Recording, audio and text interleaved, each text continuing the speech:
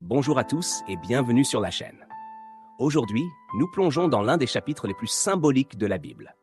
Genèse, chapitre 9. Imaginez, les eaux du déluge se sont retirées, la terre est silencieuse et Noé sort enfin de l'arche.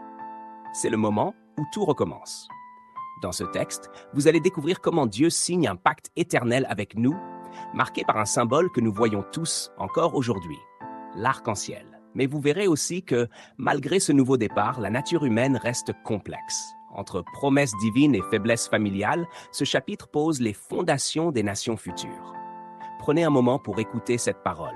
Elle a encore beaucoup à nous dire sur la vie, le sang et la fidélité. Voici la lecture de Genèse 9. Dieu fait alliance avec Noé. Dieu bénit Noé et ses fils. Il leur dit « Ayez des enfants, devenez nombreux, remplissez la terre. À partir de maintenant, tous les animaux de la terre, tous les oiseaux, toutes les petites bêtes qui se déplacent sur le sol et tous les poissons auront très peur de vous. Je vous les donne, comme je vous avais déjà donné les plantes. Maintenant, tout ce qui se déplace et qui est vivant servira à vous nourrir. Je vous donne tout cela. Mais vous ne mangerez pas la viande avec sa vie, c'est-à-dire avec son sang. Votre sang aussi, c'est votre vie. C'est pourquoi, si un animal ou une personne tue quelqu'un, je lui demanderai compte de cette vie. À chacun, je demanderai compte de la vie d'un être humain. Celui qui fait couler le sang d'un être humain, un autre humain fera couler son sang. En effet, Dieu a créé les humains à son image. Et vous, ayez des enfants, devenez nombreux, installez-vous en grand nombre sur la terre et remplissez-la. Alors Dieu dit à Noé et à ses fils, « Je vais faire alliance avec vous, avec vos enfants et avec les enfants de leurs enfants. C'est aussi une alliance avec tous les êtres vivants qui sont autour de vous, avec les oiseaux, les animaux domestiques ou sauvages, donc avec tous ceux qui sont sortis du bateau et tous ceux qui vivront sur la terre. Je fais alliance avec vous. L'eau de la grande inondation ne détruira plus jamais la vie sur la terre.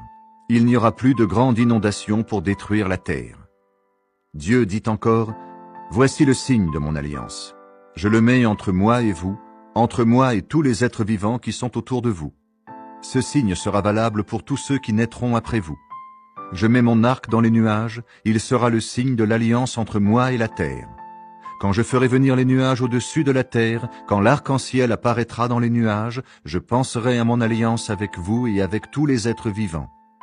Il n'y aura plus jamais de grande inondation pour détruire la vie. Quand l'arc sera dans les nuages, je le verrai. Et je me souviendrai de l'alliance que j'ai faite pour toujours avec tous les êtres vivants de la terre. » Et Dieu redit à Noé, « L'arc-en-ciel est le signe de l'alliance que je fais entre moi et tous les êtres vivants qui sont sur la terre. » Les fils de Noé qui sont sortis du bateau sont Sem, Cham et Japheth.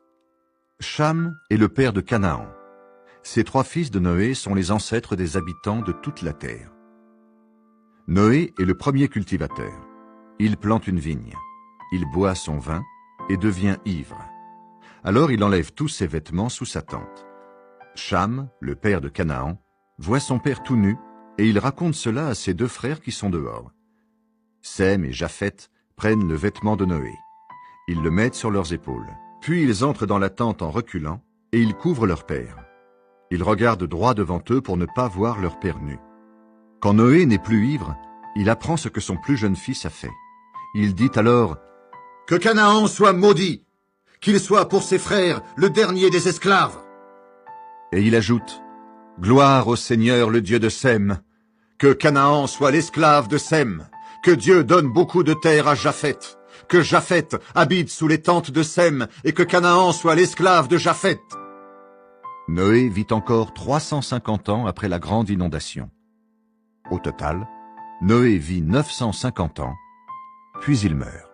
Oh, Jésus veut te sauver, te donner la vie, car sur la croix, il fut cloué pour ta